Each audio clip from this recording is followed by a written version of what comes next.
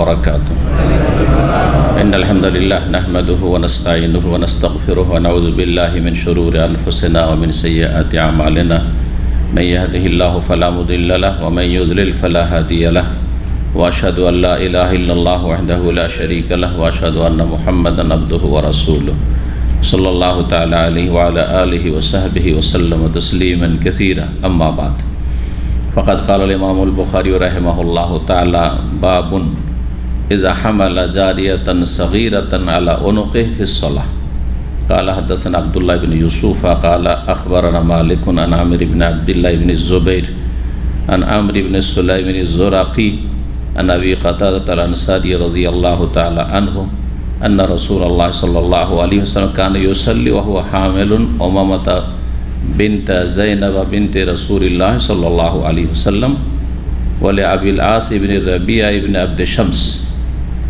فإذا سجد وضعها وإذا قام حملها সম্মানিত দিনী ভাতৃমণ্ডলী, আল্লাহ রাব্বুল আলামিনের প্রশংসা এবং প্রিয় নবী সাল্লাল্লাহু আলাইহি ওয়াসাল্লামের উপর সালাত ও সালামের পর আজ জুমাবার 28 মুহররম 1444 হিজরি মোতাবেক 26 আগস্ট 2022 আমাদের ধারাবাহিক আলোচনা সহিহুল বুখারীর বিষয়বস্তু হচ্ছে সালাতের সুতরার পর্ব বা মুসল্লির সুতরার পর্ব নম্বর 4।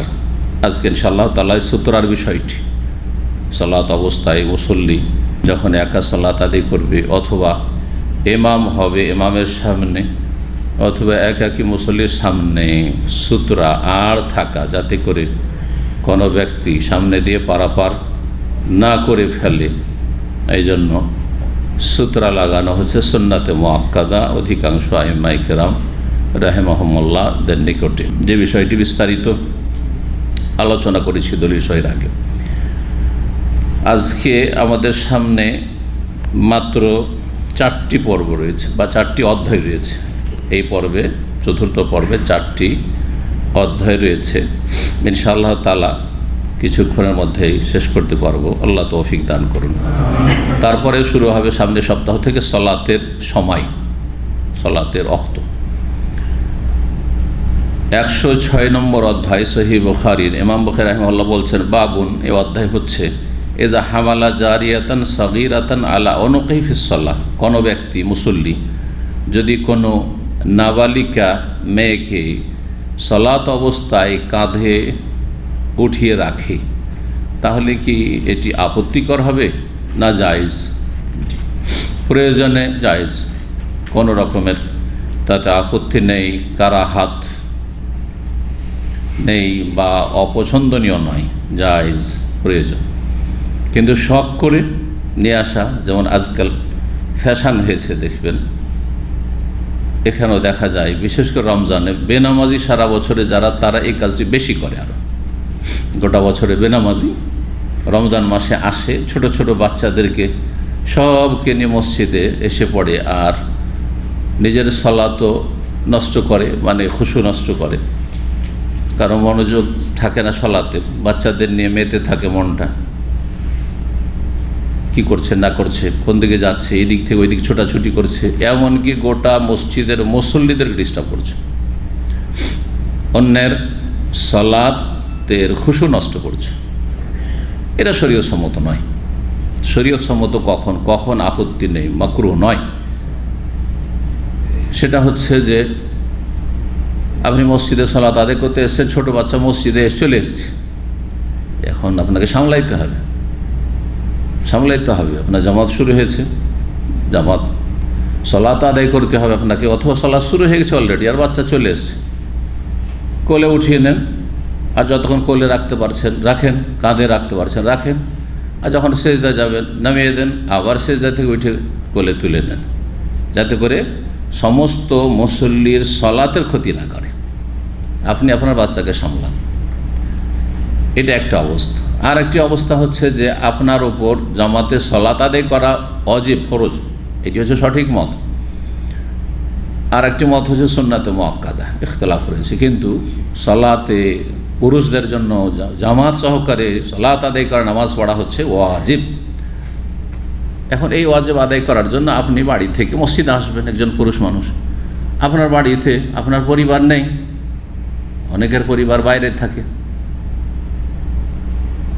যে কোনো কারণে হইতে পারে, কোথাও গিয়েছে, চাকরি করে, আজকাল যেমন শহরের জীবন, বাইরে গেছে, সলাতের সময় হয়েছে, আপনার ছোটো বাচ্চা বাড়িতে আপনাকে দিয়ে গেছে, ছোটো বাচ্চার জন্য মসজিদে যাবেন না, না মসজিদে যান, বাচ্চাটাকে নিয়ে যান, আর তারপরে সেটাকে সামলিয়ে রাখেন আপনি, আর দাঁড়িয়ে থাকবেন, কোলে নিয়ে থাকেন, যখন সেজদা যাবে রুকুতে পারলেন ঘাড়ে রাখলেন, আর যখন সেজদা যাবে তখন নামিয়ে দেন, পাশে রাখেন, আবার তারপরে উঠিয়ে নেন।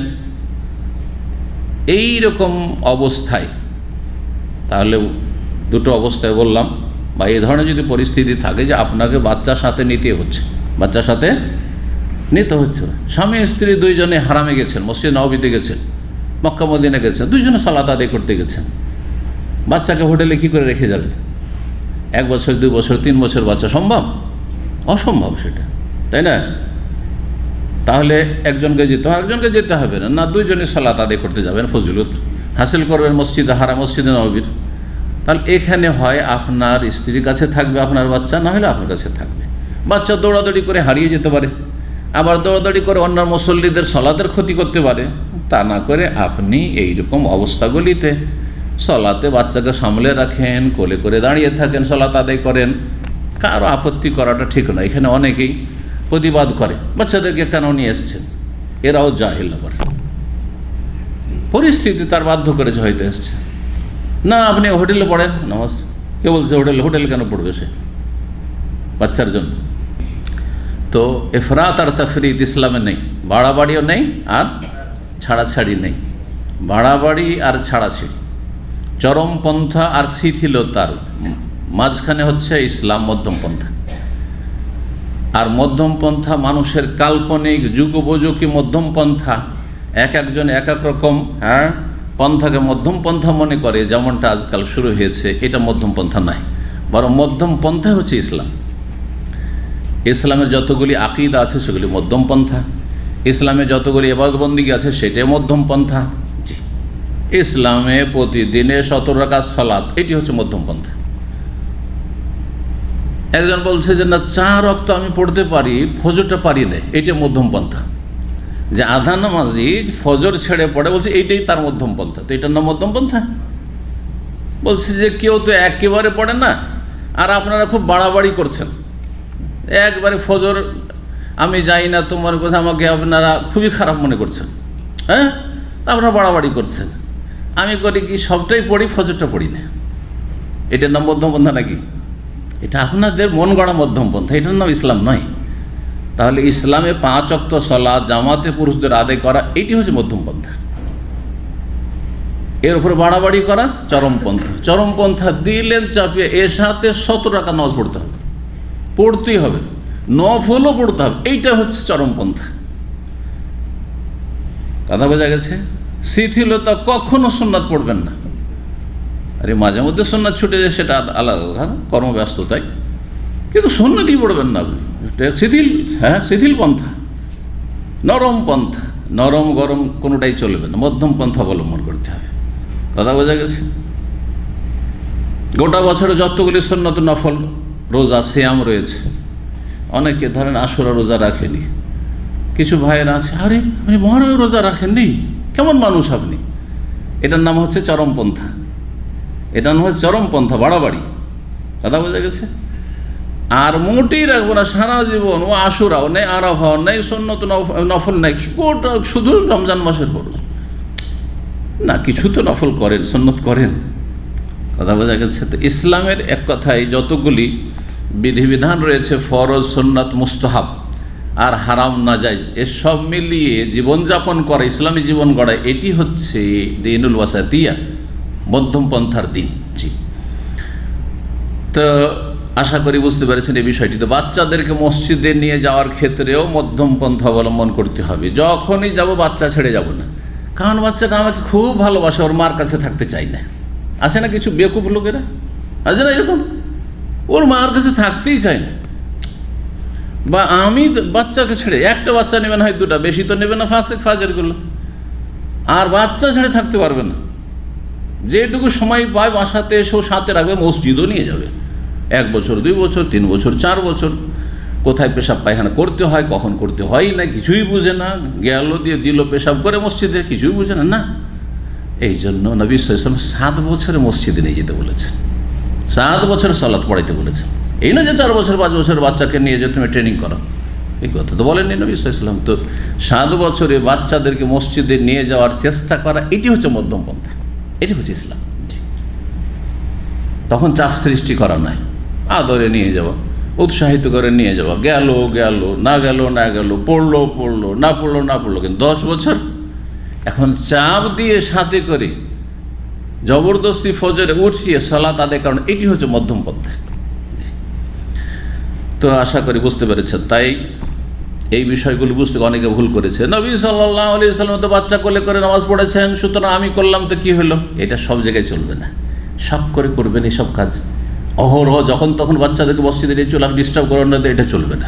এটা আপনার দলিল না, এটা অন্যদের ক্ষেত্রে দলিল, আপনার ক্ষেত্রে এটা প্রযোজ্য নয়। আর কাউকে এটা করতেই দিবেন না। আবার আর এক চরমপন্থী আছে, বাচ্চারা মসজিদে আসবে না, আর যদি আসে সবটিকে পেছনে তাড়িয়ে দাও। একটা কাতারি শুধু বাচ্চাদের আছে না, নেই? আমাদের বেদাতি ভাইদের মসজিদের দৃশ্য এটা।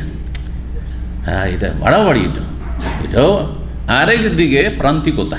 জি না, মধ্যম পন্থা নয়। জি, বাচ্চারা মসজিদে তাহলে অভিভাবকের পাশে দাঁড়াবে, যেখানে সেখানে দাঁড়িয়ে গেল আপনার বাচ্চা 7 বছর 8 বছর বাচ্চা নাই ভাববেন না, আপনি পাশে নিয়ে দাঁড়াবেন, এক সাইডে দাঁড়াবেন। ছোট একটা বাচ্চা নিয়ে ইমামের পেছনে জাস্ট একবারে দাঁড়িয়ে গেলেন, এটাও করবেন না আপনি। ইমামের পেছনে যোগ্য লোকেরা দাঁড়াবে। ইমাম এমার্জেন্সি হয়ে গেল, আর নামাজ পড়াইতে পারলো না, ওযু নষ্ট হয়ে গেল, অসুস্থ হয়ে গেল, হ্যাঁ, যাতে করে পেছনের লোক সামনে গিয়ে নামাজটা কমপ্লিট করে দিতে পারে। ইমাম কোনো জায়গায় সূরা ভুলে গেল, কিছু ভুল করলো, যাতে করে কি কি করতে পারে, তাকে হ্যাঁ স্মরণ করাতে পারে, সংশোধন করে দিতে পারে, ইত্যাদি ইত্যাদি। তো এই জন্য নবী সাল্লাল্লাহু আলাইহি ওয়াসাল্লাম কি বলেছেন, ইমামের পাশাপাশি যোগ্য জ্ঞানী গুণী ব্যক্তিরা থাকবে, আলেম ওলামা, পরেশগার দিনদার, মুরব্বী প্রবীণ, ওরা থাকবে। আর যুবক ফাসিক ফাজির, মুখ দিয়ে সিগারেটের গন্ধ আসছে, সবগুলিকে ইমামের পিছনে দাঁড়াচ্ছে।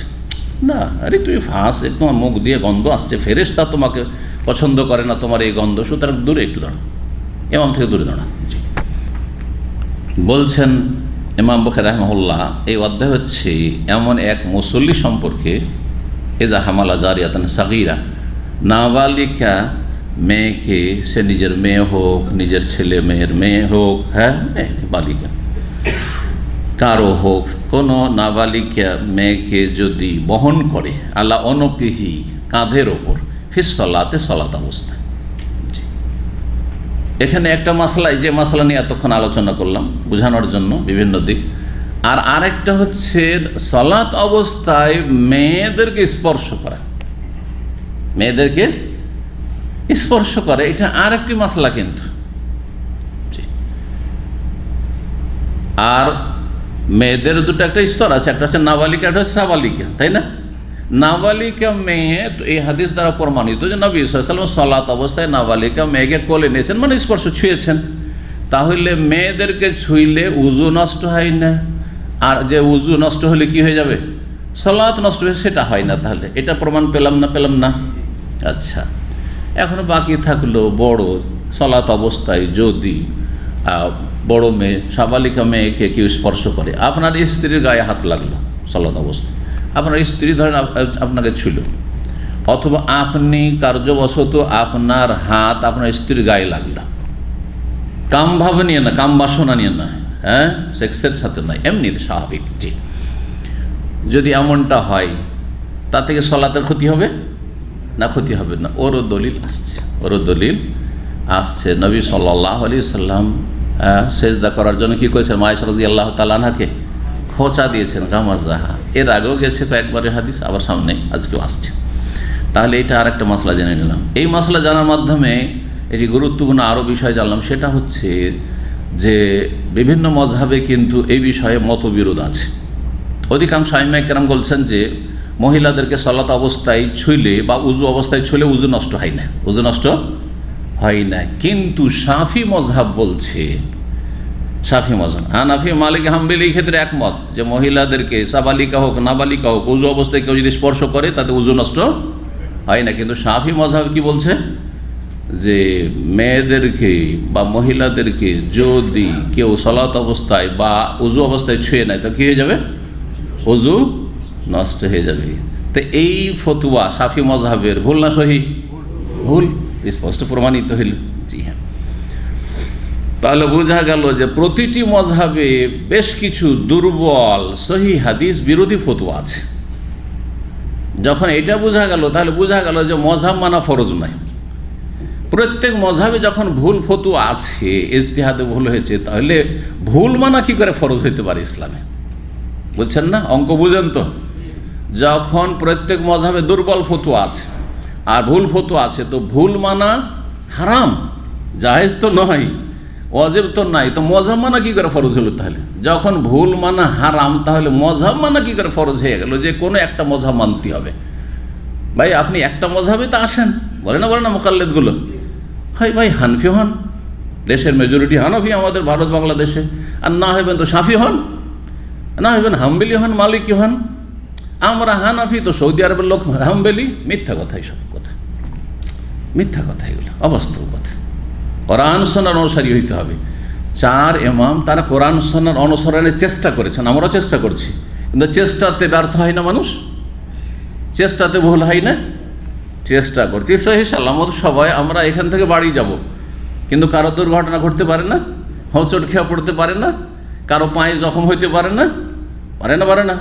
ঠিক ওই রকমই সবাই চার ইমাম আমরাও যাদের ইখলাস আছে, আল্লাহ সন্তুষ্টি, পরকালের মুক্তি, হ্যাঁ আল্লাহর ইবাদত করবো, রসুলের তরিকায় চলবো, চেষ্টা করেছে, কিন্তু চেষ্টাতে অনেক ক্ষেত্রে কী হয়েছে? ভুল হয়েছে। ইজতিহাদে ইমামদের এইরকমই ভুলগুলি হয়েছে। সেই ভুলগুলি মানতে হবে না ছাড়তে হবে? মানা জরুরি না ছাড়া জরুরি? ছাড়া ফরজ, ছাড়া ফরজ। তাহলে বোঝালো যখন ছাড়া ফরজ ভুলগুলি, তাহলে মজহাব মানা ফরজ নয়, মজহাব মানা ফরজ নয়, সহি কথা মানা ফরজ। কার কথা মানা ফরজ? আল্লাহর কথা, রসুলের কথা মানা ফরজ। জি, তো 516 নম্বর হাদিস এই অধ্যায়ের দলিল হিসাবে বলছেন যে আমর ইবনে সুলাইম জোরাকি বর্ণনা করছেন আবু কাতাদা আনসারী রাদিয়াল্লাহু তাআলা আনহু সাহাবী থেকে, আন্না রাসূলুল্লাহ সাল্লাল্লাহু আলাইহি ওয়াসাল্লাম কানা ইউসাল্লি, রাসূলুল্লাহ সাল্লাল্লাহু আলাইহি ওয়াসাল্লাম সালাত আদায় করতেন। কি অবস্থা বলছেন? ওয়া হুয়া হামিলুন উমামাতা বিনতে যায়নাবা বিনতে রাসূলিল্লাহ সাল্লাল্লাহু আলাইহি ওয়াসাল্লাম, তিনি রাসূলুল্লাহ সাল্লাল্লাহু আলাইহি ওয়াসাল্লামের কন্যা যায়নাবের মেয়ে উমামা রাদিয়াল্লাহু তাআলা আনহুন্নাকে কি করে? কাঁধে বহন করে, কাঁধে উঠিয়ে। কে ছিল এটি? উমামা। নাম কি ছিল? উমামা। কার মেয়ে? যায়নাবের মেয়ে। যায়নাব কার মেয়ে? রাদিয়াল্লাহু আনহা, রাসূলুল্লাহ সাল্লাল্লাহু আলাইহি ওয়াসাল্লামের মেয়ে, বড় মেয়ে। রাসূলুল্লাহ সাল্লাল্লাহু কয় মেয়ে ছিল? 4 মেয়ে।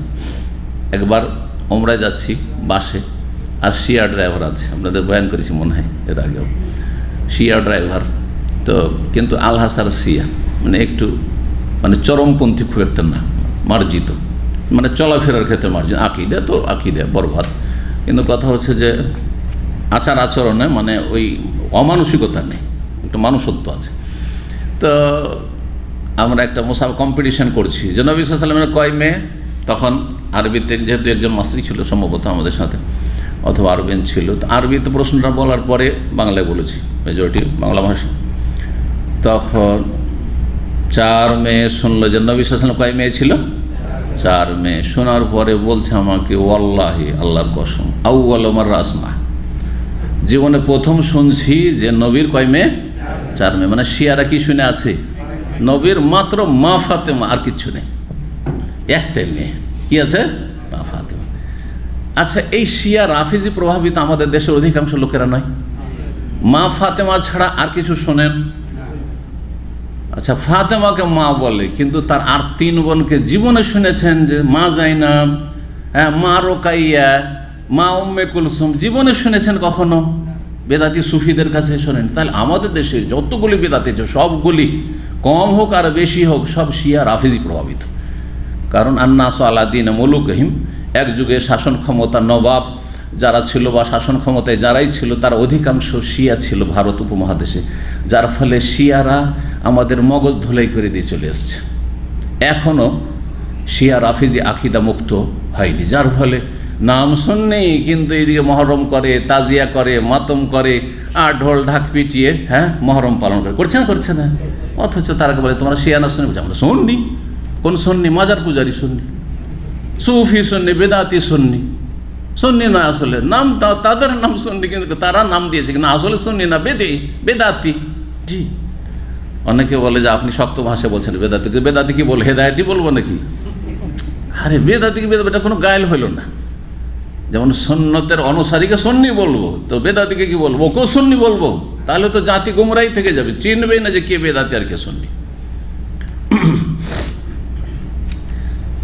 তো রাসূলুল্লাহ সাল্লাল্লাহু আলাইহি ওয়াসাল্লামের 4 মেয়ের নাম বললাম, কিন্তু বড় মেয়ে ছিলেন কে? জায়নাব বিনতে রাসূলুল্লাহ। নবী সাল্লাল্লাহু আলাইহি ওয়াসাল্লামের বিবিগণের নামও জায়নাব ছিল। কয়জন? 2 জন। মাশাআল্লাহ, খুব কমই লোক জানে যে নবী সাল্লাল্লাহু আলাইহি ওয়াসাল্লাম 2 স্ত্রীর নাম কি ছিল? জায়নাব ছিল। একজনের নাম জায়নাব বিনতে জাহাস, জাহাসের মেয়ে জায়নাব। আর একজন খুজাইমা, জায়নাব বিনতে খুজাইমা, যে উম্মুল মাসাকিন।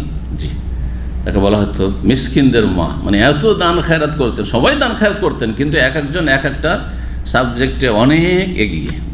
উম্মুল মাসাকিন তার নাম ছিল, মিসকিনদের মা। রাসূলুল্লাহ সাল্লাল্লাহু আলাইহি সাল্লামের প্রিয়তম মেয়ে যায়েনব রাদিয়াল্লাহু তাআলা আনহার কন্যা উমামাকে উঠিয়েছিলেন নবী সাল্লাল্লাহু আলাইহি সাল্লাম কাঁধে বা কোলে। আচ্ছা, তারপরে আর একটি প্রশ্ন থাকে যে এখানে বর্ণনাকারী আবু কাতাদা আনসারী আর মেয়েকে সম্পৃক্ত করছেন মায়ের সাথে। শরীয়তের বিধান হচ্ছে যে ছেলে মেয়েকে সম্পৃক্ত করতে কার সাথে? বাবার সাথে করতে হবে, বাবার সাথে, বিয়ে শাদী পর্যন্ত, তাই না? আর বিয়ের পরে কি করে দিতে হবে? স্বামীর সাথে, নাকি? এটা নাজায়েজ। এই আমাদের দেশে যে বিয়ের পরে কি করে দিল, বিবাহিত হলে তখন আর বাপের সাথে ওর পরিচিতি থাকলো না। নাম বলার প্রয়োজন আছে, নাম বলার প্রয়োজন না। আমাদের দেশে অনেকে কিন্তু এতে খ্যাতি লাভ করেছে। ওকে বলা হচ্ছে অমুক, অমুক মানে অমুকের ওয়াইফ। এটা হারাম, এটা পশ্চিমা প্রথা। এর অস্তিত্ব শরীয়তে নাই, এটি বিদআত। এটি কাফেরদের সভ্যতা সংস্কৃতি থেকে আমদানিকৃত বেদাত। যে বেদাতগুলি আমদানি হয়েছে সেগুলি কিছু হয়েছে কাফেরদের ঘর থেকে নিয়ে আসা অধিকাংশই, আর কিছু এসেছে মুসলিম সমাজের পথভ্রষ্ট ফিরকা যেগুলো গোমরা, তাদের থেকে আমদানিকৃত। অজান্তে অনেকে ব্যবহার করছেন, অনেকে দাবিদার সহি আকিদার, আর ওর স্ত্রী বিয়ার পরে বলছে যে এখন তো তোমার বাবার নামের সাথে কেন, এখন আমার সাথে, তো তোমার নাম কি লিখতে হবে? ধরো সাজেদা, বলছে সাজেদা নাম কি? কাসেম, সাজেদা কাসেম হয়ে গেলো, কাসেমের সাজেদা কাসেম, তাই না? সাজেদা আরশাদ।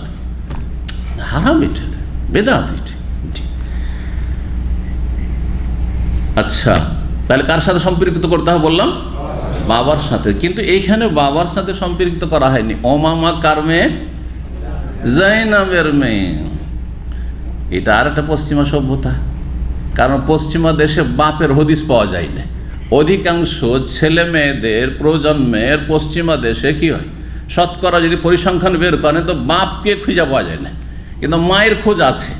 কারণ গর্ভধারণ করেছে সেজন্য মা জানা আছে, কিন্তু অধিকাংশ জারজ সন্তান, যার ফলে কি হয়, বাপের খোঁজই নেই।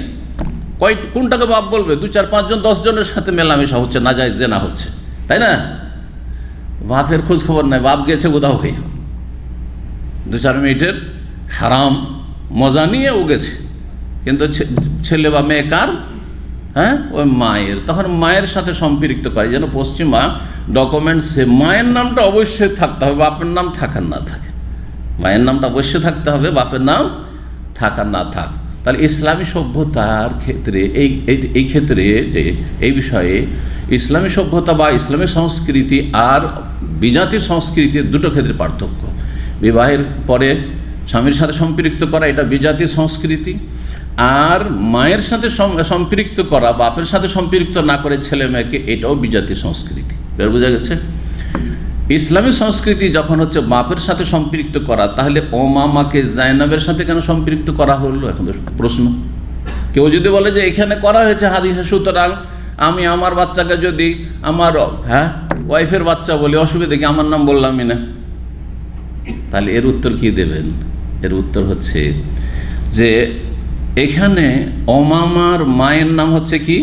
জাইনাব, আর বাপের নাম আবুল আস। আবুল আসকে কয়টা লোক চিনে? আবুল আসকে কয়জন লোক চিনে? কিন্তু রাসূলুল্লাহ সাল্লাল্লাহু আলাইহি ওয়াসাল্লামের বড় কন্যা জাইনাবকে কিয়ামত পর্যন্ত মানুষ চিনবে। চিনবে না? চিনবে না? যদি সামান্য কিছু ইসলাম সম্পর্কে জ্ঞান থাকে তো জাইনাবকে অবশ্যই চেনে, ঠিক না?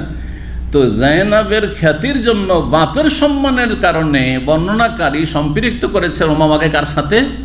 জাইনাবের সাথে। জাইনাব শুধু জাইনাব বলে ছেড়ে দেয়নি, জাইনাব বিনতে রাসূলুল্লাহ সাল্লাল্লাহু আলাইহি ওয়াসাল্লাম। এবার বোঝা গেছে? তো ওই রকম খ্যাতির জন্য যদি পরিচয় দেওয়ার জন্য বলেন, যে দেখা যাচ্ছে যে বাপদাদার দিক থেকে একজন ছেলে ধরেন বা একজন মেয়ে, একটা মেয়ে বাপদাদার দিক থেকে অপরিসিদ্ধ বংশ, কেউ চেনে না, বাপ দাদাকে কেউ চেনে না, কিন্তু তার নানাকে সারা বিশ্ব চেনে, বড় একজন বিখ্যাত মানুষ, ঠিক কিনা? তাহলে অনেক সময় পরিচয় দেওয়ার জন্য বলি যে অমুক হচ্ছে অমুকের নাতি, মেয়ের ঘরের নাতি, ছেলের ঘরের না বলি না? তো ওই রকমই ঠিক এখানে বলা হয়েছে। আর তারপরে যেটা ইসলামী সংস্কৃতি সেটাও এখানে লাগিয়ে দেওয়া হয়েছে যে এই ওমামা হচ্ছেন জাইনাবের গর্ভ থেকে, সেজন্য জাইনাবের মেয়ে। আর ওয়ালি আবিল আস ইবনে রাবিয়া ইবনে আব্দে শামস, আব্দে শামসের ছেলে রাবিয়া, রাবিয়ার ছেলে যে আবুল আস, এই আবুল আসের ওরসজাত সন্তান।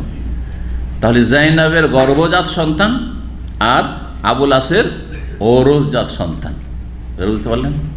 জি, দুটোই বলে দেওয়া হয়েছে। ইসলামী শরিয়াত তরিকা হচ্ছে বাপের সাথে ছেলে মেয়েকে সম্পৃক্ত করতে হবে। ফাইজা সাজাদা, নবী সাল্লাল্লাহু আলাইহি সাল্লাম যে কোলে নিয়ে বহন করে সালাত আদায় করতেন, কেমন করে? তাহলে সিজদার সময় কি করতেন? বলছে ফাইজা সাজা, যখন সেজদায় যেতেন রাসূলুল্লাহ সাল্লাল্লাহু আলাইহি ওয়াসাল্লাম ওয়াদা আহা, তখন মেয়েটিকে কি করতেন?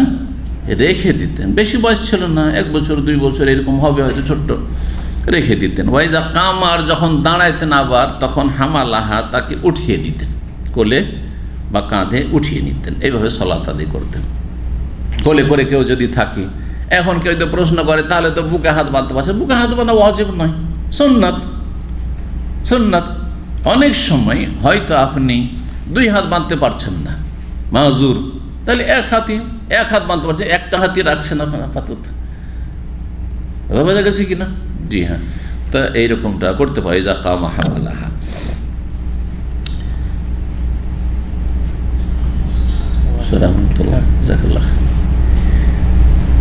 তারপরে আমরা যাই তারপরের অধ্যায়, 107 নম্বর অধ্যায়, 52। এই অধ্যায় হচ্ছে ইজা সাল্লা ইলা ফিরাশিন ফি হাইজ, যদি কোনো ব্যক্তি এমন বিছানা সামনে করে সালাত আদায় করে, বিছানা সামনে করে সালাত আদায় করছে অথবা সেই বিছানাতে সালাত আদায় করছে। এলা শব্দ এখানে রয়েছে, সামনে এমন এক বিছানা রয়েছে অথবা বিছানার ওপরেও, এই মশলাও এখানে লাগিয়ে নেন। যেই বিছানায় বা যেই বিছানাটি সামনে রয়েছে অথবা যেই বিছানায় সালাত আদায় করছেন, তাতে ফি হাইজ, সেই বিছানায় ঋতুবতী মহিলা অবস্থান করছে, মাসিক অবস্থায় আছে এক মহিলা, আর সেই বিছানায় শুয়ে আছে, আর ওই বিছানার একটা অংশ আপনি সালাত আদায় করছেন, বা ওই বিছানাটি সামনের দিকে আছে, আর যে ঋতুবতী মহিলা সে আপনার কিবলার দিকে লম্বা হয়ে শুয়ে আছে, আর আপনি সালাত আদায় করছেন, মাসিক অবস্থায় আছে, নাপাক আছে না নেই? তো নাপাক ব্যক্তি, এখানে বলার উদ্দেশ্য হচ্ছে অধ্যায়, নাপাক ব্যক্তি আপনার সামনে যদি শুয়ে থাকে বা নাপাক ব্যক্তি আপনার বিছানায় যদি শুয়ে থাকে, আর সেই বিছানার কিছু অংশে অথবা আপনার কিবলার দিকে নাপাক ব্যক্তি আছে, এই অবস্থায় সালাত আদায় করেন, তো এটা জায়েজ কিনা? বলে জায়েজ। একজন মুসল্লির জন্য গোটা বিছানা পাক হইতে হবে, আর ওই বিছানায় কোনো নাপাক ব্যক্তি যেন উঠতে না পারে, এমন তো নয়। একজন মুসল্লির জন্য কি হইতে হবে? তার শরীর হাদাস থেকে পাক হইতে হবে, বড় হাদাস ছোট হাদাস, মানে আভ্যন্তরীণ যে অপবিত্রতা সেটা হচ্ছে উজুবিহীন যেন না থাকে, উজু থাকে, আর গোসল ফরজ হয়ে না থাকে, এই হলো হাদাস। আর নাজাস থেকে শরীরটা পাক হইতে হবে, মানে গোটা শরীরে কোনো নাপাক বস্তু, পেশাব লেগে আছে, পায়খানা লেগে আছে, রক্ত লেগে আছে, এমনটা যেন না। ঠিক হয়ে গেল? তাহলে হাদাস থেকে পাক আর নাজাস থেকে পাক শরীর হইল, 1 নম্বর শরীর। 2 নম্বর হচ্ছে যে শরীরে যে কাপড়গুলি পরে আছেন সেগুলি নাজাস থেকে, নাপাকি থেকে, কাপড়ে পেশাব পায়খানা লেগে নেই। আপনার যেহেতু কাপড় শরীরে পরে আছেন, পরিধান করে আছেন, 2 নম্বর হয়ে গেল। 3 নম্বর হচ্ছে যেই জায়গাটুকুতে সালাত আদায় করছে সেই জায়গাটুকু পাক হইতে হবে, সেই জায়গাটুকু পাক হইতে হবে, অতটুকু জায়গা ব্যাস। এই নয় যে পুরোটা একেবারে, ধরেন এই কার্পেটও সালাত আদায় করছি, একটি কার্পেট কি না, এখানে একটি কার্পেট না, তো পুরো কার্পেটটা আমার পাক হইতে হবে না, যতটা জায়গায় আমি দাঁড়াচ্ছি আর সেজদা করছি এতটা, যতটা জায়গায় দাঁড়াচ্ছি এতটাই। দিন সহজ। 517 নম্বর হাদিস, হাদিসের বর্ণনাকারী সাহাবী আব্দুল্লাহ ইবনে শাদ্দাদ ইবনুল হাদ কালা আখবারাতনি খালাতি, আমার খালা আমাকে জানিয়েছেন, খালা জানিয়েছেন। খালাকে মাইমুনা বিনতুল হারিস রাদিয়াল্লাহু তাআলা, উম্মুল মুমিন মাইমুনা রাদিয়াল্লাহু তাআলা কে? রাসূলুল্লাহ সাল্লাল্লাহু আলাইহি ওয়াসাল্লামের সহধর্মিণী উম্মুল মুমিনিন। তো এই মাইমুনা, আমাদের দেশে কিন্তু মাইমুনা নামটা গিয়ে মানুষে কি করে, পছন্দ করে না ঘৃণা করে? ঘৃণা করে। কেউ বলছেন না যে মাইমুনার নাম রাখা যাবে না, মাইমুনা নামে একজন কুটনি মহিলা ছিল, এসব কিচ্ছা কাহিনী বক্তারা, জাহেল বক্তারা শুনিয়ে জাতিকে গুমরা করে রেখেছে। অথচ মাইমুনা মানে মোবারাকা, হ্যাঁ, ইউমনুন থেকে, আল্লাহুম্মা আহিল্লাহু আলাইনা বিল আমনে ওয়াল ঈমান, আর অন্য রিওয়ায়াতে বিল ইউমনে, ইউমনুন মানে বারাকা। তো ইউমন এই জন্য ডান দিক বাম দিকের তুলনায় বরকত, এই জন্য ডানকে ইমিন বলা হয়, জি ইমিন বলা হয়। তো ইউমন থেকে হচ্ছে মাইমুনা, মাইমুনা মানে বরকত, বরকতওয়ালি, বরকতবতী। তো এত সুন্দর নামকে, আর নবী সাল্লাল্লাহু আলাইহি ওয়াসাল্লাম যদি নামটি আপত্তিকর হইতো তো নবী সাল্লাল্লাহু স্ত্রীর নাম বদলে দিতেন না? বদলে দিতেন। খারাপ নামকে নবী সাল্লাল্লাহু বদলে দিতেন কারো খারাপ নাম শুনলে। জি, তো বলছেন আমার খালা মাইমুনা বিনতুল হারিস রাদিয়াল্লাহু তাআলা আমাকে জানিয়েছেন, কালা, তিনি কি বলছেন, কানা ফেরাশি, আমার বিছানা ছিল, হেয়ালা মুসাল্লা নবী সাল্লাল্লাহু আলাইহি ওয়াসাল্লামের সালাত আদায়ের স্থানের সামনে বরাবর, মুসাল্লা যেখানে সালাত আদায় করতেন নবী সাল্লাল্লাহু আলাইহি ওয়াসাল্লাম তাহাজ্জুদের কক্ষে, তার সামনেই ছিল আমার কি বিছানা। ফারুব্বামা ওয়াকা সাওবহু আলাইয়া, কখনো কখনো নবী সাল্লাল্লাহু আলাইহি ওয়াসাল্লামের শরীরে যে কাপড় তিনি পরিধান করে থাকতেন সেই কাপড় আমার ওপর কি হতো, পতিত হতো, মানে আমার গায়ে লম্বা চওড়া কাপড়, ঢিলা ঢালা কাপড় কি হতো, যেমন চাদর, চাদর পরে যদি কেউ সালাত আদায় করে, চাদর অনেক সময় কি হয়, বড় চাদর, জমিনেও পড়ে, তারপরে কারো গায়েও লাগতে পারে। তো নবী সাল্লাল্লাহু আলাইহি ওয়াসাল্লামের শরীরের কাপড় সালাত অবস্থায় থাকতেন সেই কাপড় আমার গায়ে এসে পতিত হয়ে পড়তো। ওয়ানা আলা ফেরাশি, সেই সময় আমি আমার বিছানায় শুয়ে থাকতাম। বিছানায় শুয়ে আছেন, বিবি শুয়ে আছেন, স্বামী তাহাজ্জুদ পড়ছেন, এটা হইতে পারে। এর বিপরীতটাও যেমন হইতে পারে, যে নয় যে তাহাজ্জুদ পড়বো তো দুইজনে পড়বো, ছেড়ে পড়বো না জবরদস্তি, আর চেষ্টা করে সেটা আলাদা কথা, কিন্তু আপনার সমান নাও হইতে পারে, আবার আপনিও তার সমান নাও হইতে পারেন, ব্যতিক্রম হতে পারে। তো এটাও প্রমাণ করে। তো রাসূলুল্লাহ সাল্লাল্লাহু আলাইহি ওয়াসাল্লাম দীর্ঘ সময় ধরে 3 রকমের কোয়ালিটি যে তাহাজ্জুদ রয়েছে, এতটাও অন্যের দ্বারা সম্ভবই নয় হয়তো, যে রাতে 4 ঘন্টা 5 ঘন্টা 6 ঘন্টা তাহাজ্জুদ। জি, তো এইভাবে সালাত আদায় করতেন।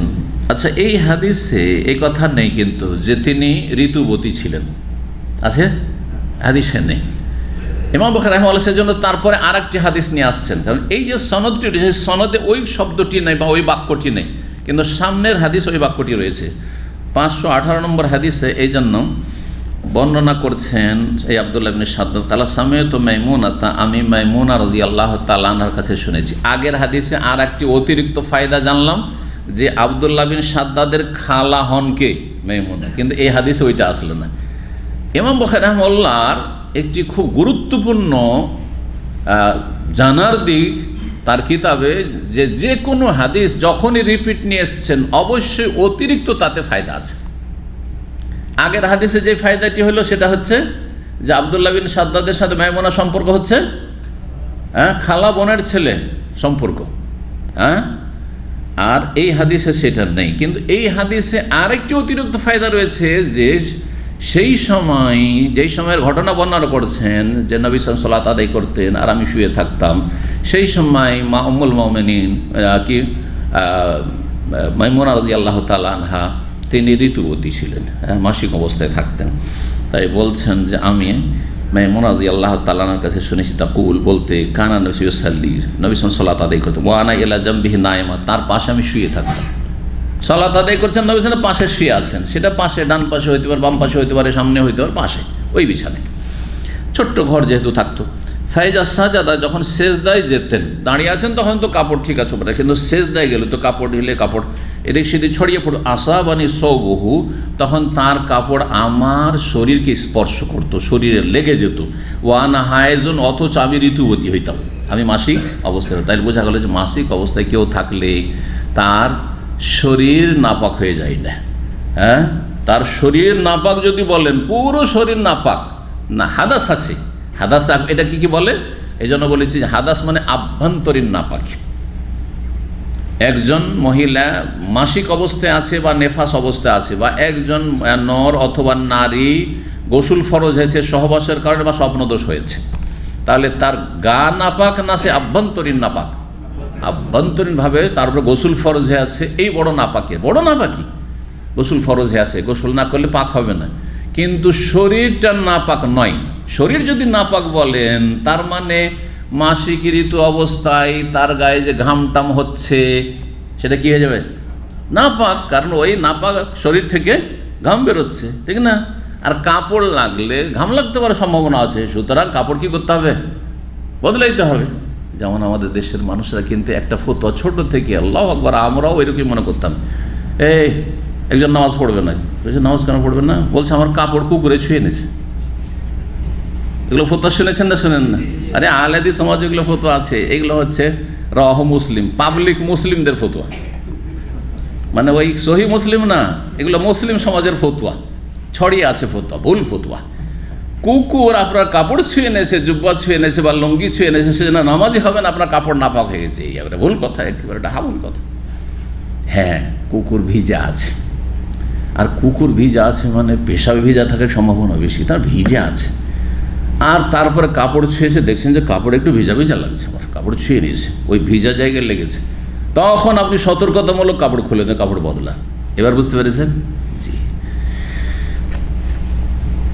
তো মাসিক অবস্থায় আছেন উম্মুল মুমিনিন মাইমুনা রাদিয়াল্লাহু তাআলা আনহা, নবী সাল্লাল্লাহু আলাইহি ওয়াসাল্লাম সালাত আদায় করেছেন, সিজদা অবস্থায় কাপড় গিয়ে গায়ে লাগছে উম্মুল মুমিনের, এই অবস্থায় সালাত আদায় করছেন, তাহলে বোঝা যাচ্ছে এতে কাপড় নাপাক হয় না। কাপড় নাপাক হলে রাসূলুল্লাহ সাল্লাল্লাহু আলাইহি ওয়াসাল্লাম এমনটা করতেন না বা সালাত হইতো না। জি। 108 নম্বর অধ্যায়, বাবুন, এই অধ্যায় হচ্ছে হাল ইয়ামবাজুর রাজুল ইমরাতাহু ইনদা সুজুদ লিকা ইয়াসজুদা। আচ্ছা, কোনো ব্যক্তি তার স্ত্রীকে খোঁচা দিতে পারবে? গামাজা এক মেজো মানে খোঁচা দেওয়া, সে এইভাবে দেন আর এইভাবে দেন, হ্যাঁ, একটু টিপনি দিলেন, অথবা আপনি কি বললেন, এইভাবে হোক না কেন, জানালেন গায়ে হাত দিতে পারে এক কথায়। তো খোঁচা দিতে পারবে হাল এক মেজর কোনো পুরুষ তার স্ত্রীকে ইন্দাসু সেজদা করার সময় লেখা ইয়াসজুদা, জায়গা নেই আমি সেজদা করব। খোঁচা দিয়েছেন যে পাটা কি করো, হ্যাঁ, জড়ো করে না, গুটিয়ে না, আমি সেজদা করব, জায়গা নেই। গায়ে হাত দিতে পারবেন কি না? যদি গায়ে হাত দিতে পারেন, হ্যাঁ, সালাত অবস্থায়, তার মানে মহিলাদেরকে ছুঁইলে উযু নষ্ট হয় না, ঠিক না? এটাই হচ্ছে দলিল ইমাম শাফি বা শাফি মাযহাবের বিপরীত দলিল। জি হ্যাঁ। আচ্ছা, তারপরে মহিলাদের ছুঁইলে যদি উযু নষ্ট হয়, তাহলে কেউ তওয়াফ করতে পারবে না। তওয়াফে সবার উযু নষ্ট হয়ে যাবে। তওয়াফে উযু শর্ত না ইখতিলাফ থাকলেও শক্তিশালী মত হচ্ছে যে না, তওয়াফে উযু সালাতের মতো শর্ত, উযু অবস্থায় তওয়াফ করতে হবে, সাফা মারওয়া নয়। সাফা মারওয়াতে উযু থাক আর নাই থাক অসুবিধা নেই, কিন্তু তওয়াফ অবস্থায় সঠিক মত হচ্ছে, দুই ইখতিলাফ রয়েছে কিন্তু এতে। 519 নম্বর হাদিস দেখেন, মা আয়েশা রাদিয়াল্লাহু তাআলা আনহা বর্ণনা করছেন, কালা, তিনি বলছেন, বেসামা আদালতুমুনা বিল কালবি ওয়াল হিমারি, আমাদেরকে কুকুর এবং গাধার মতো মনে করে, কুকুর এবং গাধার পর্যায়ে নামিয়ে দিয়ে তোমরা খুব খারাপ আচরণ করেছে। বেসামা মানে খুব খারাপ, বেসা মানে হচ্ছে বেসাল কওম, খুব খারাপ আচরণ করেছো, অন্যায় আচরণ করেছো, আমাদেরকে আদালত মোনা বরাবর করে দিয়ে পর্যায়ে নামিয়ে দিয়ে বিলকালবে কুকুরের আর গাধার। কেন বলতেন এই কথা মা আয়েশা? কারণ হাদিস বর্ণনাকারীরা বর্ণনা করতেন যে যদি মুসল্লির সামনে দিয়ে গাধা পারাপার করে, অথবা কুকুর যদি পার হয়ে চলে যায়, অথবা মহিলা যদি পার হয়ে যায়, তাহলে কি হবে? সালাত নষ্ট হয়ে যাবে। সেই হাদিস বুখারীতে বারবার করে এসছে এই হাদিস, সুরার অধ্যায়ে এর আগে পড়েছেন। মা আয়েশা এই ফতোয়ার বিরোধী ছিলেন, এই ফতোয়ার বিরোধী ছিলেন। তিনি বলতেন যে সালাত নষ্ট হবে না, সালাতের খুশু নষ্ট হবে, সালাতের খুশু নষ্ট হবে। তাহলে সাহাবাই কেরামদের জামানা তো বেশ কিছু মাসাইলে, ফিকহি মাসাইলে কি ছিল? মত পার্থক্য ছিল, ইখতিলাফ ছিল। তো ইখতিলাফ থাকার জন্য এর আগে বলেছে, দেখেন মতের পার্থক্য থাকা দোষণীয় নয়। মতের পার্থক্যের জন্য অন্তরে ফাটল ধরা আর সমাজে পরিবারে ফাটল ধরা, এটা হচ্ছে দোষণীয়, হারাম। আর দুটোর আরবি হচ্ছে ইখতিলাফ। ইখতিলাফ মানে মত পার্থক্য, এটা স্বাভাবিক হইতেই পারে, আকীদার ক্ষেত্রে নাই। দিনের মৌলিক বিষয়, বিশ্বাসের ক্ষেত্রে, আল্লাহর ক্ষেত্রে, রসুলের ক্ষেত্রে একজন বলছে নবী আলেমুল গায়েব, আরেকজন বলছে নবী নূরের পয়দা, আরেকজন বলছে মাটির পয়দা, বলছে সব ঠিক, এটা চলবে না। একটা গুমরাহি, একটা হক। কিন্তু ফিকহি মাসলা মাসাইলে রুকুতে উঠে হাত ছেড়ে দেবো না হাত বুকে বাঁধবো, ইখতিলাফ হইতেই পারে। বাপ বেড়াতে এর আগে বলেছে ইখতিলাফ হইতে পারে, ভাইয়ে ভাই ইখতিলাফ হইতে পারে, শেখ আর শেখের ছাত্র ইখতিলাফ হইতে পারে। তার জন্য না শেখ দেখছি যে আমি বুকে হাত বাঁধছি, শেখ বাঁধে না, তার মানে এই শেখের আমার অত ভক্তি নেই, তাই ওই শেখের ভক্তি যে এই শেখ আমার মতো করে না, এইটা হচ্ছে হারাম। এটা হচ্ছে হারাম, কথা বোঝা গেছে? এইটা হচ্ছে হারাম। এই সংকীর্ণতা ইসলামের নেই। ফিকহি মাসলা মাসাইলে যেখানে ইজতিহাদের অবকাশ আছে, মানে এমন নয় যে 10 আনা আর 20 আনা, হ্যাঁ 18, 19 আর 20, 18, 19 আর 20, উভয় পক্ষের দলিল আছে, কিন্তু একদিকে একটু দুর্বল আর একটু সবল এরকম আছে, বা একদিকটা বেশি শক্তিশালী, দুটোই শক্তিশালী কিন্তু একদিকে বেশি শক্তিশালী। এইসব ক্ষেত্রে অবশ্যই উদারতা থাকতে হবে। ফিকহি মাসলায় কিছু আলেম সমাজ এত বাড়াবাড়ি শুরু করে দিচ্ছে, তুচ্ছ তাচ্ছিল্য করে মন্তব্য করা, অথবা বিপক্ষে যারা ফতোয়া দিয়েছে তাদের ক্ষেত্রে কঠোর অবস্থান আর মানে বিদ্বেষমূলক কথাবার্তা, এগুলি মুসলিম উম্মায় ফাটল ধরাবে। মুসলিম উম্মাকে কখনোই এক প্ল্যাটফর্ম নিয়ে আসতে পারবে না, কখনো ঐক্য কায়েম হবে না। কিন্তু তার মানে এই নয় যে আকীদার বিষয় ছেড়ে দেবেন না, আকীদার বিষয়ে কোনো ছাড় নেই। কারণ সাহাবায়ে কেরামদের আকীদাতে কোনো পার্থক্য ছিল না। এটা ছিল না যে আল্লাহকে পাওয়ার জন্য পীর ধরতে হবে, মুরিদ হইতে হবে, এটা ছিল না। এটা ছিল যে নবী আলেমুল গায়েব, নবী হাজির নাজির, নবী নূরের পয়দা, এগুলো ছিল না। হ্যাঁ, নবীর ছায়া দেখা যেত না, নবীর পেশা পায়খানা দেখা যেত না, এইসব গুমরাহি ছিল না। কথা বোঝা গেছে? জি হ্যাঁ। ওলি আউলিয়ারা অসাধারণ ক্ষমতা রাখা, মরে না। নবী হায়াতুন, নবী বেঁচে আছেন, মারা যাননি, এসব গুমরাহি ছিল না। এগুলো হচ্ছে একদিকে হক হেদায়েত, আর একদিকে হচ্ছে দলাল গুমরাহি। পক্ষান্তরে ফিকহি মাসলা মাসাইলে অবশ্যই উদারতা থাকতে হবে। তো সাহাবায়ে কেরামদের মাঝে ইখতিলাফ ছিল, কিন্তু ইফতিরাক ছিল না। ইফতিরাক মানে হচ্ছে বিচ্ছিন্নতা, অন্তর বিচ্ছিন্নতা। আপনার সাথে আপনি রফেদান করে, আমি করি না, সেই জন্য ঘৃণা আমার, এটা না, এটা চলবে না। রফেদানি কেউ করেছেন না, মসজিদে আসবে না, খুব ডিস্টার্ব করছো তোমরা আমাদের, হারাম এটা। আমিন জোরে বলছে, আমাদের মসজিদ খারাপ করে দিচ্ছ, গোমরাহ এরা। এটা হচ্ছে তাআসসুব, মযহাবি গোঁড়ামি হারাম। মযহাবি গোঁড়ামি হচ্ছে বেদাত। কিন্তু যদি দুই রকম আমল থাকে, যেটা যাকে ভালো লাগছে, কেউ আমিন জোরে বলছে, কেউ আসতে বলছে, সৌদি আরবে কেউ কিছু বলছে, আমাদের পাশে অনেক আরবরা আসতে আমিন বলছে, কিছু বলছে, কেউ জোরে বলছে, কেউ কিছু বলছে, কেউ পায়ে পা লাগাচ্ছে, কেউ লাগাচ্ছেন, কিছু বলছে। হ্যাঁ, কিন্তু না পায়ে লাগানো, আমাদের মসজিদ আসবে না, বা পায়ে পা লাগাচ্ছ তুমি, বেয়াদবি করছে, ঠিক না? এসব নেই, এইসব গোড়ামি নেই। ফাটল যেন না ধরে, এই জন্য আল্লাহ নিন্দা করেছেন কিসের? বিচ্ছিন্নতার, ইফতিরাকের। তাফাররাকু করিও না, ওয়াতাসিমু বিহাবলিল্লাহি জামিআ ওয়ালা তাফাররাকু। আর কোথাও যদি ইখতিলাফ করতে নিষেধ করেন, আকীদার ইখতিলাফ করবে না, আর যথাসাধ্য ফিকহি মাসাইলও কাছাকাছি হওয়ার চেষ্টা করবে, সবাই হকের সন্ধান করবে, হকের সন্ধান করতে গিয়ে যদি 2 রকম 3 রকম মত হয়েছে আবু হানিফা, শাফি, মালিক, আহমদের হয়েছে, তাদের আপোষে কোনো রকম কলহ ছিল না। আর তারা এই উম্মতকে 4 ভাগে বিভক্ত করে যাননি যে আমরা বিভক্ত করে গেলাম, 4 দলে ভাগ করে গেলাম, এটাও করেননি, আপনারা করেছেন, বিদাতিরা করেছে এগুলো। জি, তো 519 নম্বরে বলছেন তাই যে খুব খারাপ কাজ করেছো, আমাদেরকে কুকুর আর গাধার পর্যায়ে নামিয়ে। লাকাদার আয়তনি, শোনো, আমাকে দেখেছি যে রাসূলুল্লাহ সাল্লাল্লাহু আলাইহি ওয়াসাল্লাম সালাত আদায় করতেন। ওয়ানা মুত্তাজাতুন বাইনাহু ওয়া বাইনাল কিবলাতে, আমি শুয়ে থাকতাম চিত হয়ে তার মাঝে এবং কিবলার মাঝে, আড়াআড়ি হয়ে লম্বা হয়ে শুয়ে থাকতাম তার সামনে।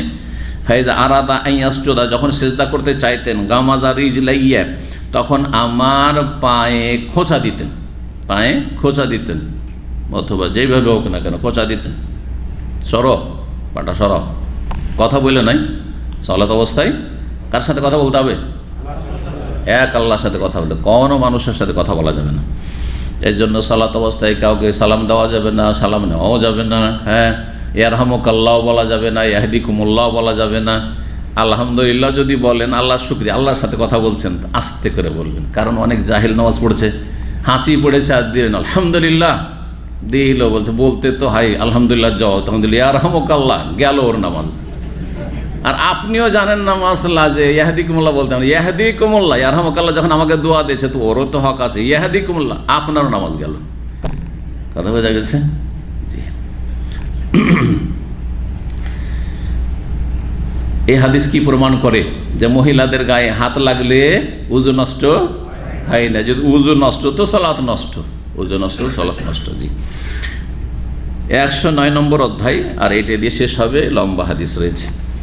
বলছেন বাবুল মারআত, এই অধ্যায় হচ্ছে এমন এক মহিলা বা মেয়ে সম্পর্কে, নাবালিকা হোক আর সাবালিকা হোক, তাতরাহু আনিল মুসাল্লি শাইয়াম মিনাল আযা, মুসল্লির শরীর থেকে কোনো নাপাক বস্তুকে বা কষ্টদায়ক বস্তুকে যদি সরিয়ে ফেলে, মুছে ফেলে, হ্যাঁ, হটিয়ে দেয়, তাহলে এটা জায়েজ কিনা। মুসল্লির গায়ে কোনো নাপাক কিছু পড়ে আছে, সেটা কম হোক আর বেশি হোক। একজন মহিলা আসলো, আসার পরে মুসল্লি পুরুষ ব্যক্তি সালাত আদায় করছে, তার গা থেকে সেটা কি করলো? সরিয়ে দিল, এটা জায়েজ কিনা? জায়েজ। দলিল চলেন আসছে 520 নম্বর হাদিস। হাদিসের বর্ণনাকারী সাহাবী হচ্ছেন আব্দুল্লাহ বিন মাসউদ রাদিয়াল্লাহু তাআলা আনহু, কিন্তু এখানে রয়েছে আন আব্দুল্লাহ। তাহলে এখানে একটা কায়দা জেনে নেন, হাদিসের কিতাবে কোথাও যদি লেখা থাকে আব্দুল্লাহ, তাহলে কোন আব্দুল্লাহ উদ্দেশ্য? আব্দুল্লাহ বিন মাসউদ। কিন্তু সাহাবায়ে কেরামদের মধ্যে তো অনেক আব্দুল্লাহ ছিলেন। আব্দুল্লাহ বিন আব্বাসের ছেলে আব্দুল্লাহ, প্রখ্যাত সাহাবী মুফাসসির। আব্দুল্লাহ বিন ওমর ইবনে খাত্তাব, আমিরুল মুমিনের ছেলে, প্রখ্যাত সাহাবী, জি, রাদিয়াল্লাহু তাআলা আনহু। আব্দুল্লাহ বিন আমর ইবনে আস, আব্দুল্লাহ বিন উম্মে মাকতুম, মেলা আব্দুল্লাহ, তো আব্দুল্লাহ বিন মাসউদ। তো আব্দুল্লাহ বললে হাদিসে যখনই শুধু আব্দুল্লাহ বলা হবে, তার মানে আব্দুল্লাহ বিন মাসউদ, আর কখনো ইবনে মাসউদ বলি। আর যদি আব্দুল্লাহ বিন উমর উদ্দেশ্য হয় তো আন ইবনে উমারা, অথবা আব্দুল্লাহ বিন ওমর। আব্দুল্লাহ বিন আমর ইবনে আস যদি হয় তো আব্দুল্লাহ বিন আমর। হ্যাঁ, আমর আর উমারে পার্থক্য করার জন্য আমরের পরে একটা ওয়াও লিখে দেওয়া হয়, যাতে করে বোঝা যায়, না হলে কোনটা আমর আর কোনটা উমর লিখতে তো একই রকম। ওমর শুধু হরকত থাকে যদি, তাহলে বুঝতে পারা যায় এটা ওমর আর এটা আমর। এই পার্থক্য করার জন্য আমরের পরে একটা ছোট্ট করে ওয়াও লেখা আছে, কিন্তু দেখেছেন না, ওয়াও পরে একটু ওয়াও লেখা আছে, কিন্তু ওয়াওটার উচ্চারণ নেই। কিসের জন্য? আমর আর ওমরে পার্থক্য করার জন্য। তো এখানে আব্দুল্লাহ বিন মাসউদ রাদিয়াল্লাহু তাআলা বর্ণনা করছে, আব্দুল্লাহ বিন মাসউদ একেবারে প্রথম দিকে ইসলাম গ্রহণ করেছিলেন। আর খুব দুর্বল মানুষ ছিলেন, শারীরিক দিক থেকেও খাটো মানুষ, দুর্বল মানুষ, আর বংশীয় দিক থেকেও, বংশীয় মর্যাদার দিক থেকেও কাফের নেতাদের সামনে অত্যন্ত কমজোর দুর্বল মানুষ। কিন্তু প্রথম সারির ইসলাম গ্রহণ, কয়েকজন যখন হাতের আঙ্গুলে গোনা কয়েকজন ইসলাম গ্রহণ, তখনই ইসলাম গ্রহণ করেছিলেন রাদিয়াল্লাহু তাআলা আনহু। তাআলা তিনি বলছেন, বাইনামা রাসূলুল্লাহ কায়িমুন ইউসাল্লি ইনদাল কাবা, কোনো এক সময় রাসূলুল্লাহ সাল্লাল্লাহু আলাইহি সাল্লাম কাবা ঘরের পাশে দাঁড়িয়ে সালাত আদায় করছিলেন, প্রথম দিকে ছিল ইসলামের। ওয়া জামউম মিন কুরাইশ ফি মাজালিসিহিম, আর একদল কুরাইশ তাদের সভায় বসেছিল। জামউন মানে একটি দল, জামাত। মিন কুরাইশ, কুরাইশ বংশের নেতৃস্থানীয় সব। ফি মাজালিসিহিম, তাদের মজলিসে বা অনুষ্ঠানে তারা বসেছিল।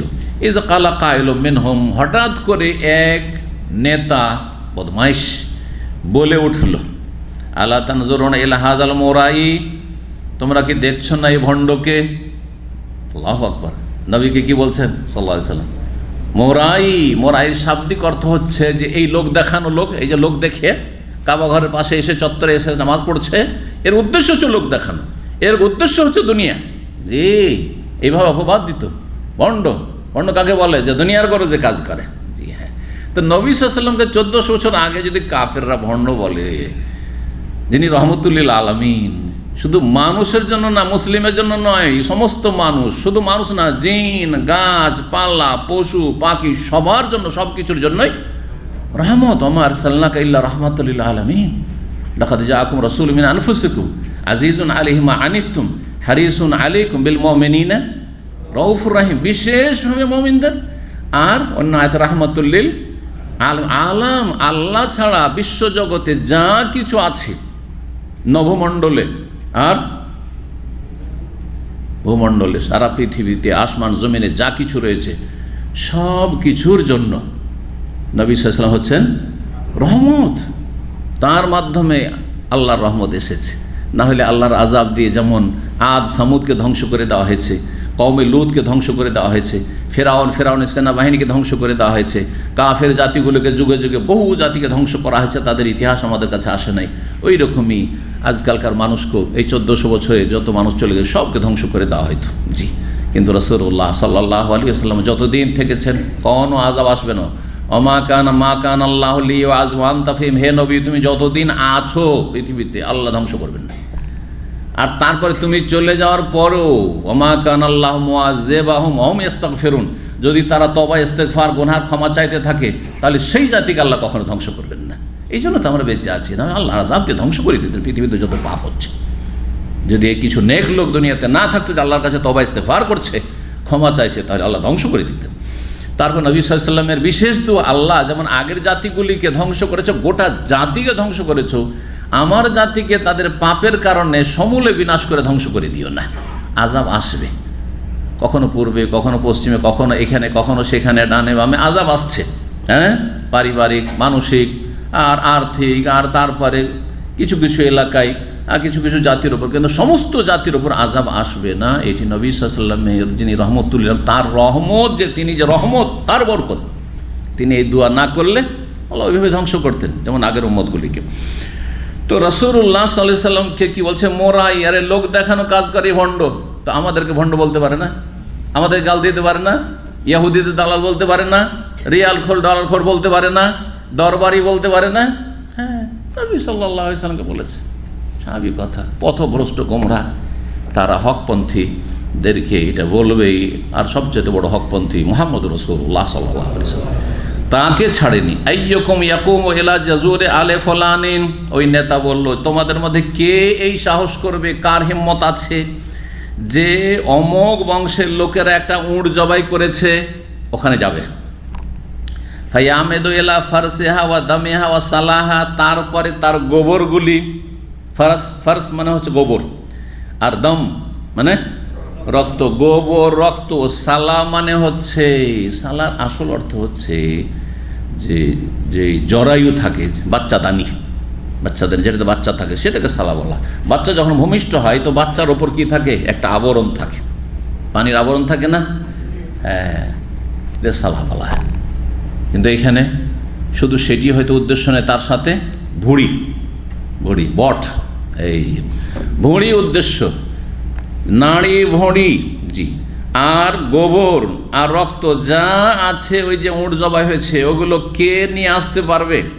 ফায়াজিও বেহি, সেগুলি নিয়ে আসবে। সুম্মা ইউমহিলহু, আর তারপরে তাকিয়ে থাকবে তার দিকে, অবসর দেবে। ইউমহিলহু, দেখবে, দাঁড়িয়ে থাকলে দেবে না, রুকুতে আছে না, সেজদায় যাওয়া পর্যন্ত অপেক্ষা করবে। এই যে ইউমহেলু মানে একটু দেখবে যে কখন সেজদায় নামছে, সেজদায় পড়ছে।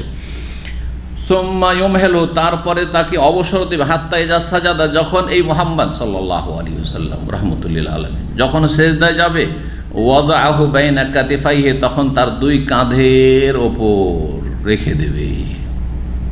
ঘোষণা করলাম কে আছে, কে এরকম বাহাদুর বীর বাহাদুর আছে। ফাম্বাস আশকাহুম যে কোনো সমাজে কিছু বদমাইশ, চরমপন্থী বদমাইশ আছে না? জি হ্যাঁ, যে কোনো সমাজে আছে, কুখ্যাত লোক আছে।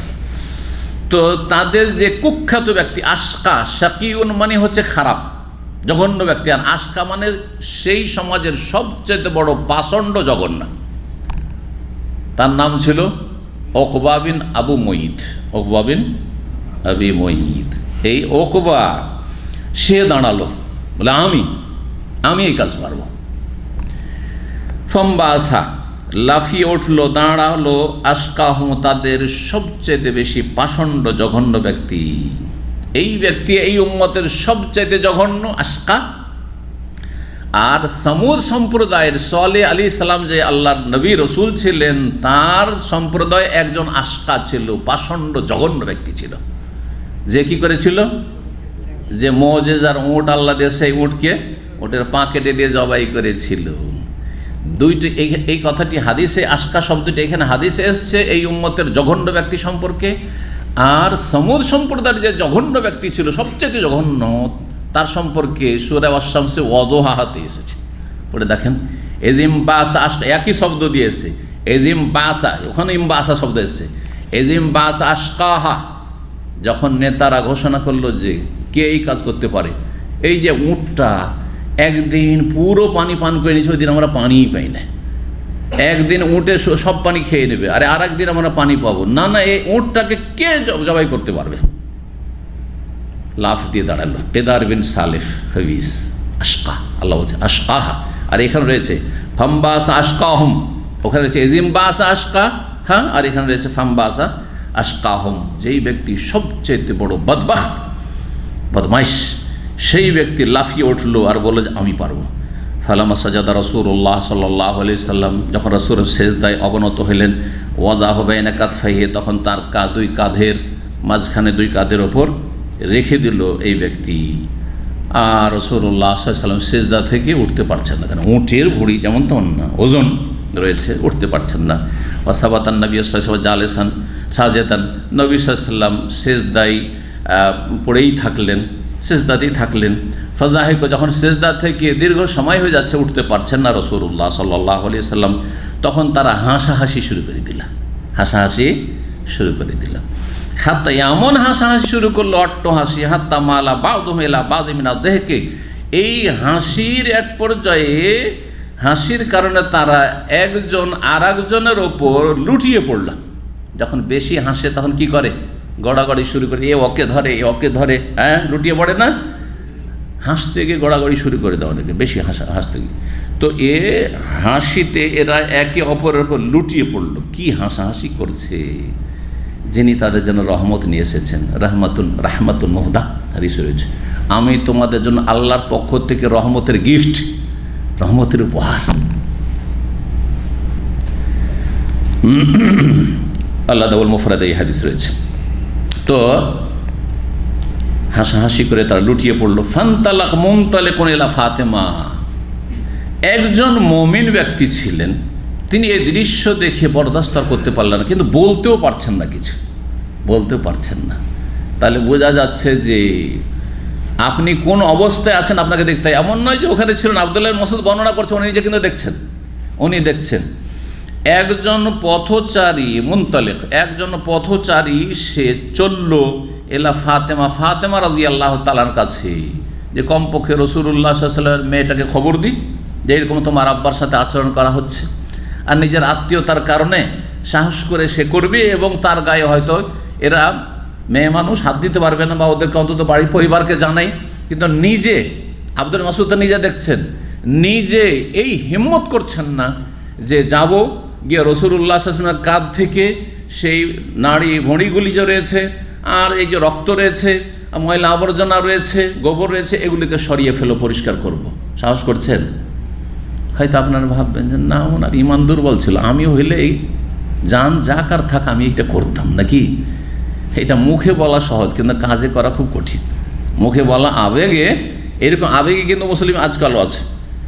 আবেগ হচ্ছে কীরকম, খড়ের আগুনের মতো, জ্বলে উঠল 5 মিনিট পরে, কি 2-3 মিনিট পরে আর আগুন খুঁজে পাবেন না। 2-3 মিনিট জ্বলা হয়েছে, তারপরে আগুন খুঁজছেন ছায়ের মধ্যে, খড়ের আর খুঁজে পাওয়া যায় না, ঠিক না? তো আজকাল আবেগী যুবক খুব বেশি, জেহাদ জেহাদ করছে, অথচ নিজের অবস্থানই বোঝে না, জাহেল। হ্যাঁ, ইসলামী দণ্ডবিধান, চোরের হাত কাটতে হবে, হ্যাঁ মৃত্যুদণ্ড চাই, আর জানে না যে কি অবস্থা, কে মৃত্যুদণ্ড দেবে, আর কার কাছে চাইছো তুমি, কার কাছে এত বড় আশা করছো। বিষয় চিন্তা করার আছে। যাদের কাছে আশা রাখছো তারা কিছু মারাই আশা পূর্ণ করে দেবে, এই ইমান, এই মন মানসিকতা আছে? খালি মুখে বললে হবে? জি। তো আব্দুল্লাহ ইবনে মাসউদ রাদিয়াল্লাহু তাআলা আনহু, তার মানসিক অবস্থা কি হচ্ছিল, কিন্তু এক কদম বাড়াইতে পারছেন না, সাথে সাথে ওকে খুন করবে। নবী সাল্লাল্লাহু আলাইহি ওয়াসাল্লামকে খুন করার সাহস করতো না, কারণ তারা জানতো যে নবী সাল্লাল্লাহু আলাইহি ওয়াসাল্লামের বংশ হচ্ছে কুরাইশ বংশ। আমাদের নিজের বংশে এমন ফাটল ধরে যাবে যে আমাদের পায়ের তলায় মাটি থাকবে না যদি নবীর গায়ে হাত দিই। এই জন্য সহজে গায়ে হাত দিতে পারে, শেষ পর্যায়ে একটু গায়ে হাত দিয়েছে। যতদিন পর্যন্ত আবু তালেব বেঁচে ছিলেন ততদিন পর্যন্ত মানসিক কষ্ট দিয়েছে, শারীরিক কোনো কষ্ট দেয়নি। কিন্তু সিরাতুন নবীতে এই বিষয়গুলো আলোচনা করেছি। তাহলে তারা ভয় করত, ভয় ছিল। কিন্তু আবুল মাসুদ একটা গরিব মানুষ, তার কেউ নেই, বংশধর নেই মক্কায়, হুজাইল বংশের সে একজন মানুষ, আগন্তুক সেখানে, সে কোনো কথাই বলতে পারছে না। আল্লাহু আকবার, কথা বলার ক্ষমতা হয় না যে আপনারা এই কাজটা কেমন করলেন বলেন দেখি, এটাও বলার সাহস নেই। কিন্তু একটা কাজ করতে পারবো, আমি অন্তত পরিবারকে নবী সাল্লাল্লাহু আলাইহি ওয়াসাল্লামের খবর দিতে পারবো। কোন ভাষ্যকার বলেছেন যে তিনি ইবনে মাসউদ নিজেই ছিলেন, আব্দুল্লাহ মাসউদ যে হাদিসে বর্ণনাকারী, নিজেই দৌড় দিয়ে গেলেন বাড়িতে খবর দেওয়ার জন্য। আর ফাতেমা রাদিয়াল্লাহু তাআলা আনহাকে পেলেন, ওকে বলে ওয়াহিয়া জুয়াইরিয়াতুন, ফাতেমা তখন নাবালিকা, অপ্রাপ্ত বয়স্কা ছিলেন, নাবালিকা মেয়ে ছিলেন, 8 বছর 10 বছর এরকম বয়স হবে, বা তার নিচেই হবে। ফাআকবালা তাসআ, এই কথা শুনলে যে আমার বাবার ঘাড়ে, আব্বাজানের ঘাড়ের ওপর, কাঁধের ওপর কি রেখে দিয়েছে, উটের ভড়ি আর রক্ত আর গোবর রেখে দিয়েছে, শুনে দৌড় দিয়ে ছুটে আসলেন রাদিয়াল্লাহু তাআলা আনহা। ওয়াসাবাতান নবী সাজেদান, নবী সাল্লাল্লাহু সিজদায় পড়েই আছেন। হাত্তা আলকাতু আনহু, আসার পরে ফাতেমা রাদিয়াল্লাহু তাআলা আনহা সেগুলিকে সরিয়ে ফেললেন। ও আকবালাত আলাইহিম তাসুব্বুহুম, তারপরে ফাতেমা রাদিয়াল্লাহু তাআলা আনহা এসব নেতাদেরকে গালমন্দ করা শুরু করলেন। তাহলে গালমন্দ করা, মানুষ যখন কষ্ট পায় তখন অনেক সময় চলে আসে। সেই গালে যদি অশ্লীলতা না থাকে তাহলে এটা হতে পারে। জালেমকে, অত্যাচারীকে গাল দেওয়া এটা মানুষ করতে পারে, হ্যাঁ, কিন্তু যথাসাধ্য বেঁচে থাকার চেষ্টা করতে হবে। নাবালিকা মেয়ে, বাপের মায়া কি হইতে পারে, মায়ের মায়া কি হইতে পারে চিন্তা করুন। তাও যদি বাপ হয় রাসূলুল্লাহ, বাপ যদি ওইরকম মর্যাদা সম্মানিত হয়, কত কষ্ট ছেলে মেয়েকে হইতে পারে চিন্তা করুন। তো গালমন্দ করতে শুরু করলেন তাদেরকে। ফালাম্মা কাদা রাসূলুল্লাহ সালাতা, রাসূলুল্লাহ যখন সালাত সম্পন্ন করলেন, এমন নয় যে সিজদা থেকে উঠে সালাত ছেড়ে দিলেন, সালাত পুরা করলেন, বাকি সালাতের অংশ যে ছিল তা সম্পূর্ণ করলেন, তারপরে বদদোয়া দিতে লাগলেন। তাহলে বোঝা গেল যে মজলুম, নির্যাতিত ব্যক্তি জালেমকে বদদোয়া দেওয়ার ন্যায্য অধিকার রাখে। 6ষ্ঠ পারার প্রথম আয়াত, লা ইউহিব্বুল্লাহুল জাহরা বিসসুই মিনাল কওলি ইল্লা মান যুলিম। আল্লাহ রাব্বুল আলামিন মন্দ কথা প্রকাশ করা, তার একটা দিক হচ্ছে বদদোয়া দেওয়া পছন্দ করেন না, তবে ইল্লা মান যুলিম, যদি জুলুম করা হয়। জালেম জুলুম করেছে, টাকা পয়সা নিয়ে আপনার দেয় না, অথচ দিতে পারবেন, বদদোয়া দিতে পারেন আপনি। আপনার জুলম অত্যাচার করেছে, পারিবারিকভাবে, সামাজিকভাবে, অথবা যে কোনোভাবে জুলম অত্যাচার করেছে, আপনি বদদোয়া দিতে পারেন, অধিকার রয়েছে আপনার। তো রাসূলুল্লাহ সাল্লাল্লাহু আলাইহি ওয়াসাল্লাম আর বরদাস্ত করতে পারলেন না, বদদোয়া দিলেন নাম ধরেও, এবং কুরাইশ বংশের কাফেরদের ওপর, পুরো কাফেরদের ওপর। তাহলে বোঝা গেল যে বদদোয়া 2 রকম, একটা হচ্ছে ব্যাপকভাবে আমভাবে বদদোয়া দেওয়া, সেটাও জায়েজ, আর প্রয়োজনে নাম ধরে ধরে বদদোয়া দেওয়া যেতে পারে, অভিশাপ দেওয়া, লানত করা বা বদদোয়া করা যেতে পারে। জি, বলছেন আল্লাহুম্মা আলাইকা বিকুরাইশ, হে আল্লাহ তুমি কুরাইশদেরকে পকড়াও করো। আলাইকা মানে ইলজাম, ইসিম ফেলিটি, আমরের অর্থে যারা গ্রামার বুঝেন। আল্লাহুম্মা আলাইকা বিকুরাইশ, আল্লাহ কুরাইশকে তুমি ধরো, পকড়াও করো, তার মানে কোরাইশকে তুমি শাস্তি দাও, আযাব নাজিল করো কোরাইশের উপর। আল্লাহুম্মা আলাইকা বিকুরাইশ, আল্লাহুম্মা আলাইকা বিকুরাইশ 3 বার করে বলেছিলেন, কোন রিওয়ায়াতে রয়েছে। সুম্মা সাম্মা, তারপরে এক একজনের নাম ধরে কাফের কোরাইশ নেতাদের নাম ধরে ধরে অভিশাপ বদদোয়া দিলেন রাসূলুল্লাহ। আল্লাহুম্মা আলাইকা বি আমর ইবনে হিশাম, আল্লাহ তুমি পাকড়াও করো আমর ইবনে হিশামের। এই আমর ইবনে হিশাম কে? কাফেরদের বড় নেতা, সবচেয়ে বড় নেতা। হ্যাঁ, আবু জাহলের নাম হচ্ছে আমর ইবনে হিশাম। আমর বিন ওমর নয়, আমর বিন হিশাম। জি, এই জন্য রাসূলুল্লাহ সাল্লাল্লাহু আলাইহি সাল্লাম একসময় দোয়া করেছেন, আল্লাহ 2 উমারের এক উমারকে তুমি হেদায়েত করো, যেই উমার তোমার কাছে বেশি প্রিয়। তখন ওমর বিন খাত্তাব, যিনি দ্বিতীয় খলিফা রাশেদ, তিনিও কাফের ছিলেন, কুফরি অবস্থায়, আর বড়ই বীরপুরুষ মানুষ। তিনি ইসলাম গ্রহণ করলে বিশাল একটা শক্তি অর্জন হবে ইসলামের রাসূলুল্লাহর জন্য। আর এদিকে আবু জাহল তো বড় নেতা আছে।